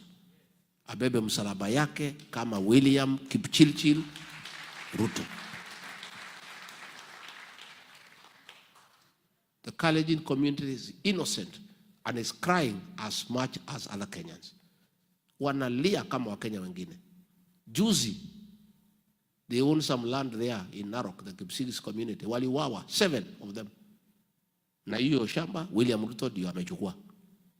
He never even sent condolences to the people who died. Our Kipsigis waliwawa. So let us be very careful to define who our problem is. And our problem is not any community, our problem is a person. We need to fix that one. Finally, Diaspora. You great guys. Mimi nimekuja tupangane mapema. Because I am not very clever, but I'm not a fool. Niko tu hapo katikati 50%.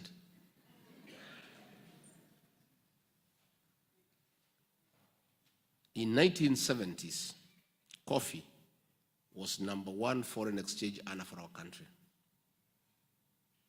In 1980s, tea took over from coffee. Tea was #1 foreign exchange earner for our country. In the early 90s, tourism took over as #1 foreign exchange earner. From the year 2000, the three were overtaken. Today, as we speak, #1 foreign exchange earner for our country, Kenya, are remittances from the diaspora.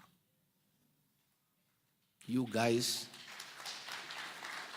are a serious player in Kenya's economic development. All the money that we get for paying public debt ni ile mnatuma nyumbani. All the money for imports ni ile mnatuma nyumbani. Money to run our embassies is the money that you said. Those of us who rear some dairy cows, a dairy cow, for you to get milk from it, you must look after it very well. You give it hay, you give it dairy meal, you give it Lusan, you whistle so that isikie mzuri ikikamuliwa. Nowadays tunaipatia mpaka mattress ya kulalia isisikie baridi. And some people have even gone a step further. You play for it country music, Ken Rogers and Don Williams, so that they can give you milk. You guys are the dairy cow for the Kenyan economy. We must look after you for you to continue contributing positively to the Kenyan economy. Any serious government that knows what it's doing, of course, one that is not advised by a standard 3 and standard 6 dropout, must seriously engage diaspora. We must agree with you people how you play an even bigger role in the development of our economy. But it must be when you are satisfied that your money is safe and your parents and children are safe at home and your investments are safe. We want an engagement the way my in-law from Nema has said, where we come up with a diaspora bond, and in fact we can go a step further. You guys have the necessary resources and expertise to start and run a very big and successful diaspora bank home with the branches across the world. And this is something we must do. You guys have the very sufficient resources. We create a system, you develop a bank, you run it yourselves, you have experts, and put your money there. And then we agree what incentives do we give to the diaspora people. If interest rate where they come from is at 11, you give them maybe 2 points higher or something. We also must agree on investment programs. Yesterday I was with a lady who was selling coffee here. Our coffee is the best in the world. Our tea is the best in the world. We want to encourage you people to have a partnership with us to get that coffee and that tea and those avocados and sell them where you are and make some little profit and pay our farmers well. We are talking about job creation. How would we create jobs unless we start manufacturing back home? We must interest the diaspora people, instead of importing steel and cement from China, to come and start those factories at home and create employment and enhance our tax bracket. In fact, the area of cooperation between government and diaspora is so huge. Actually, you don't need to go borrowing money from other countries. The money here is sufficient to sustain our economy, but only when the owners of the money are satisfied that the money is safe and they have good incentives to bring back money home. At the end of it all, east or west? So I want to start an engagement, and these are the networks now we are creating. I agree Promises were made that we will open 5 consulates in the US. None has been kept. Opening a consulate requires money. The economy is struggling. But I want to give a commitment. We may not be able to open 5, but we can do it progressively. We start with the 2, and I agree. By the sheer size of population in Texas and the strength of the economy of this state, you deserve the first priority in establishment of a consulate. I want to give that commitment, and you test me on that one, because it's so easy for me to fulfill. It doesn't require much, it only requires good manners. Si ndio? Si watu wakikubaliana kitu wamekubaliana. We'll start a consulate, because when I look at the size of the economy here and the opportunities for business for Kenya and how we can attract foreign investment back home from Texas, it only makes sense to have a consulate here with the trade attaches so that we can enhance our commercial cooperation with the people of the state. Again, we have consular services for the Kenyans here, for IDs, passport, marriage, and everything. And of course, we are going to push IBC to open a station here because of the sheer numbers. Yeah?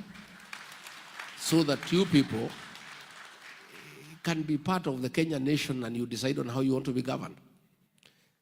Again, I agree. That is something we had agreed with William Ruto, akaruka. Tulikuwa tumekubaliana na watu ya diaspora ya kwamba you guys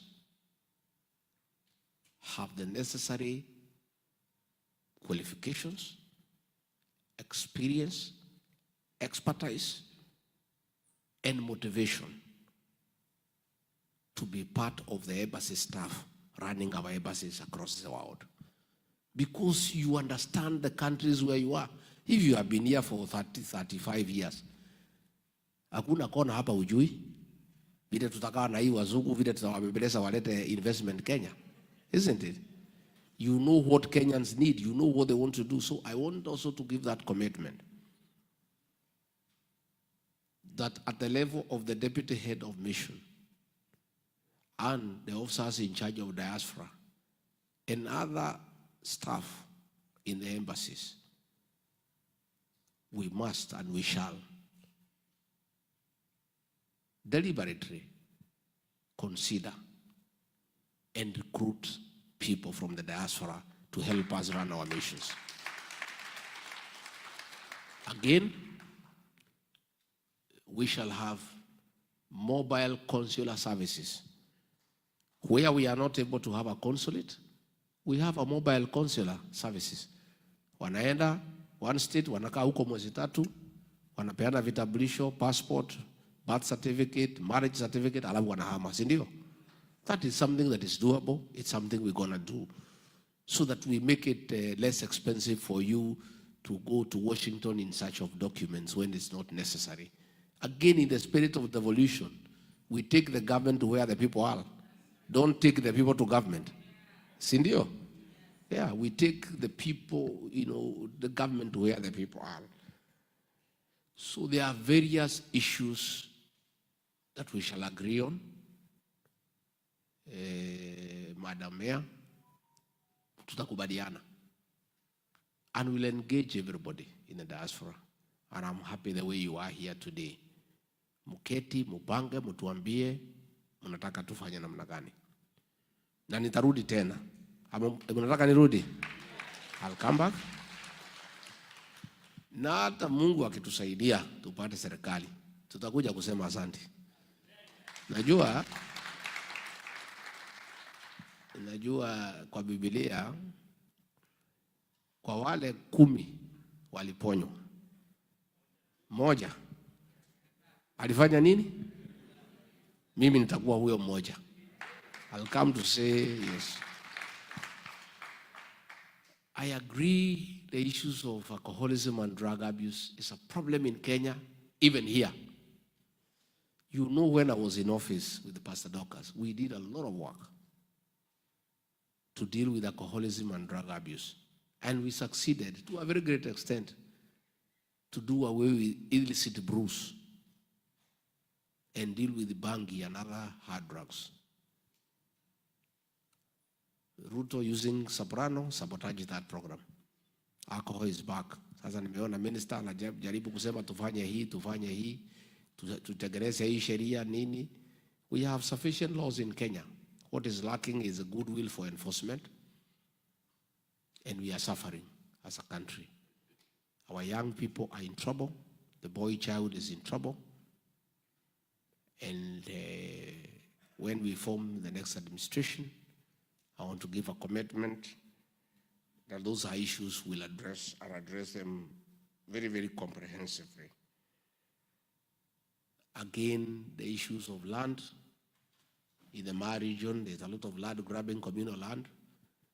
These are issues we're going to address. Finally, ndio tupate maswali mbili tatu. I want to assure you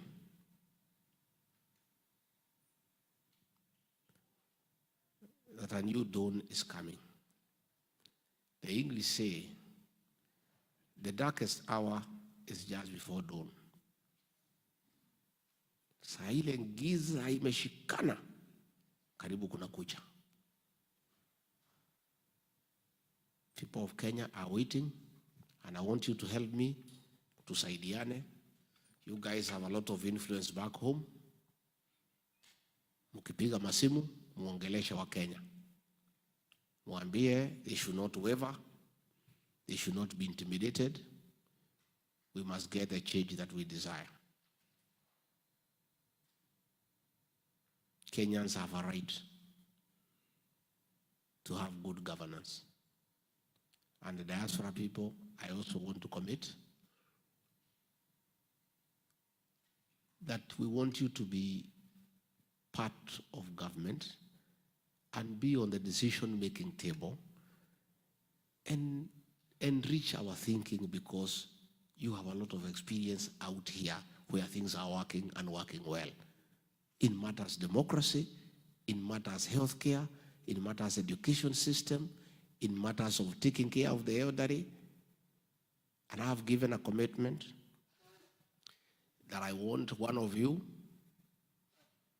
to come to the Senate through our party, as specially elected, to come and help us create laws on devolution, because devolution is working out here. Again, we'll also give you another one position in the National Assembly, specially elected. You come there, assist us to make laws. Again, in the counties where we are strong, almost 20 counties where we are very strong, where we'll have a majority of the MCAs, we'll have many, many specially elected MCAs. We'll want every county to give Diaspora at least one specially elected MCA to come, so that you help us to make good laws on devolution. For the women, marchers will nominate you, fine. Lakini pia tunataka mpigania hizi viti. You must fight for these seats, my dear. Most of these seats are vacant. Most of these MPs, wananchi wamemalizana na hawa. So we want to encourage you people. Yesterday I met a candidate for Kikuyu. Anataka kuenda kutoa Kimani Ichung'wa. Huyu. Yeah. It's a Texas guy. Yeah. Kuje utoe hiyo jamaa, mmesumbua watu sana. I met a candidate for Thika Town. Yeah. That seat is vacant. The one who is there now is called Nyakanga. So where kuja? I met a candidate for Kinangop. That seat is vacant. Yeah. Of course, the chairman here, Kiambu Town, it is vacant. Bobasi, Hapo ndege zilikuwa zinaleta shida. For Bobasi. I met also a senator for Garissa, Ahmed. I don't know whether he has come today. So, where are the women from Texas? Yeah? Munangoja nini?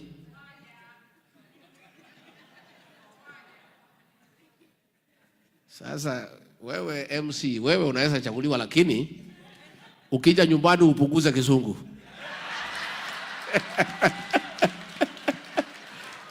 Si ndio? Apunguze asipunguze. Hey, ameongea hapo mpaka nimepotea. But we need such people also in parliament. Kugangana na ile watu ya ODM. Si ndio? Yeah, huyu. Yeah. This one I can specially elect kuja huko. Angangana na hii watu na ile kimombo. Because we also need some tough fellows. Si ndio? Nataka wakina mama wengine mang'aa huko kidogo. So, women, peace, please. Fight for your space. Nobody will come for you at home to come and lead them. Come out. And our society now has accepted that women and men are the same. We've got great women leaders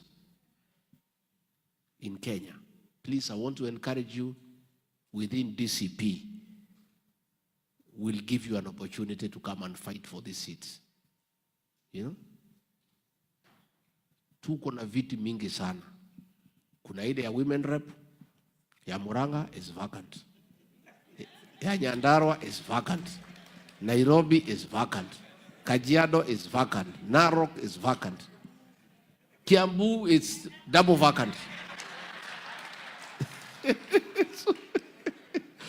Yeah.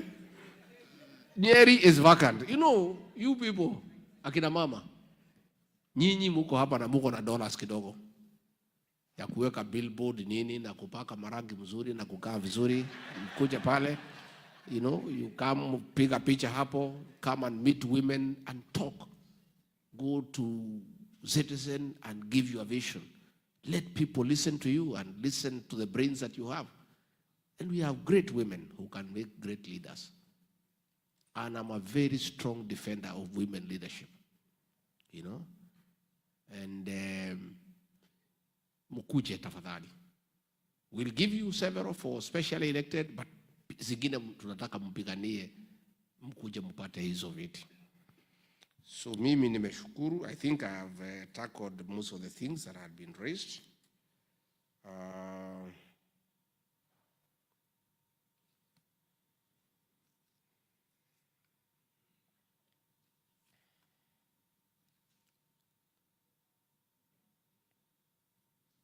I think I've tackled most of the things that were raised, and I want to assure you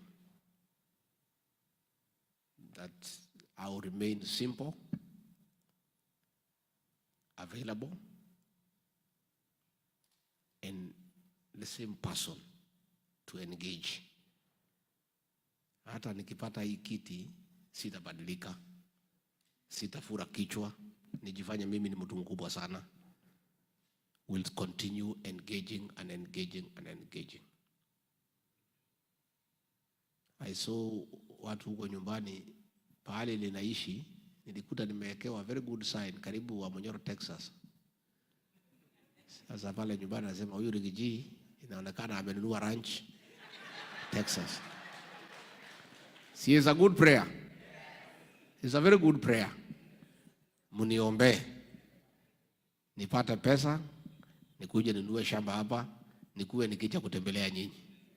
That prayer will be answered. It's a good prayer. So mimi nimeshukuru sana. I think we can take one or two questions so that